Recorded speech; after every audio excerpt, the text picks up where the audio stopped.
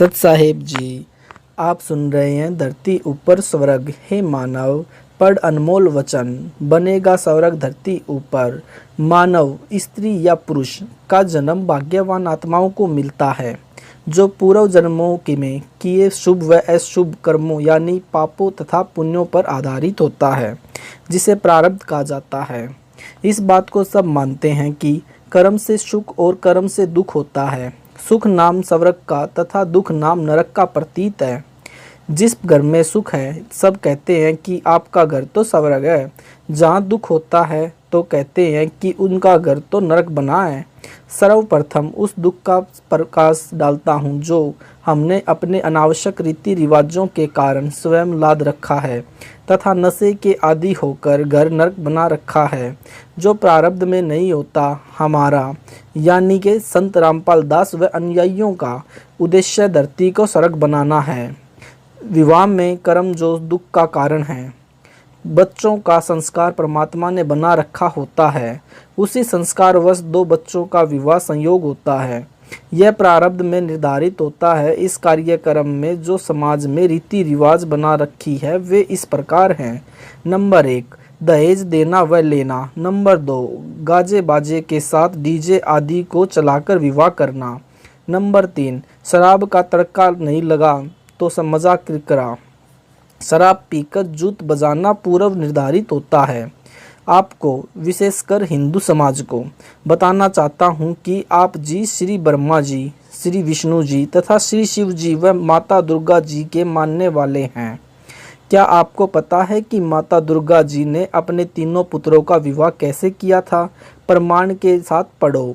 प्रमाण श्री देवी पुराण के स्कंद 3 अध्याय 4-5 में लिखा है कि श्री देवी जी यानी कि अष्टांगी देवी यानी दुर्गा जी ने वचन से 3 लड़की उत्पन्न की। नंबर 1, श्री सावित्री जी यानी माँ सरस्वती। नंबर 2, श्री लक्ष्मी जी यानी महालक्ष्मी। नंबर 3, श्री पार्वती जी यानी महाकाली गौरी। पहले श्री ब्रह्मा जी को बुलाया तथा कहा, बेटा, इस लड़की का नाम सावित्री है, इसे अपनी पत्नी रूप में रख, जाओ अपना घर बसाओ। श्री ब्रह्मा जी व श्री सावित्री जी ने माता जी को प्रणाम किया और ब्रह्मा लोक में अपने घर चले गए। विवाह संपन्न हुआ। फिर दूसरे पुत्र श्री विष्णु जी को बुलाया और कहा, बेटा, इस लड़की का नाम लक्ष्मी है, इसे अपनी पत्नी रूप में रख, जाओ अपना घर बसाओ। दोनों माता जी को प्रणाम करके विष्णु लोक में चले गए। विवाह संपन्न हुआ। फिर तीसरे पुत्र श्री शिव जी को बुलाया तथा कहा, बेटा, इस लड़की का नाम पार्वती यानी उमा है, इसे अपनी पत्नी रूप में रख, जाओ अपना घर बसाओ। दोनों ने माता जी को प्रणाम किया और शिवलोक में चले गए। विवाह संपन्न हुआ। आओ विचार करें। न बाराती थे न बाती थे, न कढ़ाई चढ़ाई न मिठाई बनाई, बाजे न डीजे बजा, न दहेज दिया न लिया। वर्तमान में हिंदू समाज विवाह कैसे होता है यह बताने की आवश्यकता नहीं, क्योंकि आप सब जानते हैं। क्या हम ब्रह्मा जी, विष्णु जी तथा शिव जी से भी बड़े हो गए हैं, जो व्यर्थ की रीति रिवाज बनाकर बोझ लाद लिया?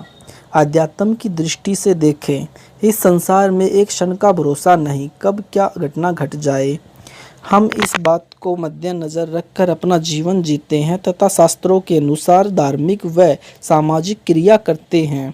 धार्मिक शास्त्र परमात्मा का बनाया संविधान है। जो व्यक्ति संविधान का उल्लंघन करता है वह दंडित होता है। उसे न सुख प्राप्त होता है, न कार्य सिद्ध होते हैं, न उसका मोक्ष होता है। प्रमाण गीता अध्याय 16 श्लोक 23-24 में है।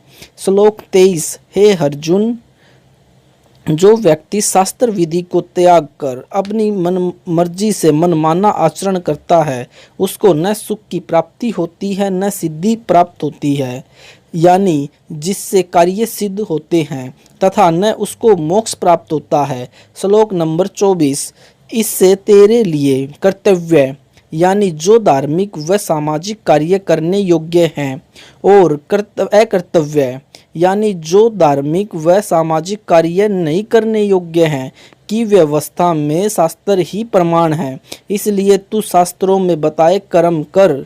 अब आप देखें प्रमाण के लिए श्रीमद् भागवत गीता अध्याय 16 श्लोक 23-24 की फोटोकॉपी। Page number 5। अब देखें श्री देवी महापुराण यानी श्रीमद् देवी भागवत के स्कंद 3 अध्याय 4-5 की फोटोकॉपी, जिसमें तीनों देवताओं के विवाह करने वाला प्रकरण है। विवाह कर्म पर प्रकाश। हम विवाह शास्त्रों के अनुसार करते हैं। भक्त परिवार लड़के व लड़की का रिश्ता देखते हैं, दोनों पक्ष सहमत हो जाते हैं। उसके पश्चात दोनों पक्ष निकट के आश्रम में जानकारी देते हैं, विवाह की तिथि पता करते हैं। उनको गुरुजी द्वारा तिथि निर्धारित की जाती है, कोई नक्षत्र या पत्रा आदि का ढोंग करके नहीं। सामान्य तिथि जिस दिन छुट्टी हो या सत्संग समागम हो या जो दोनों पक्षों की सुविधा अनुसार हो, निर्धारित तिथि को दोनों पक्ष आश्रम में यानी सत्संग स्थल पर यानी जो स्थान बताया गया होता है उस पर आते हैं। संत गरीबदास जी महाराज जी की अमृतवाणी में एक असुर निकंदन रमणीय अध्याय है, जिसमें विश्व की सभी देवीय शक्तियों की स्तुति की गई है। उसको पढ़ा जाता है, बोला जाता है, ऑडियो स्पीकर पर सुनाई जाती है। भक्तों को मौखिक भी याद होती है, सब मिलकर बोलते हैं, ये हमारा विवाह के गीत है। आगे पुस्तक पढ़ने के लिए हमारे चैनल को सब्सक्राइब करें।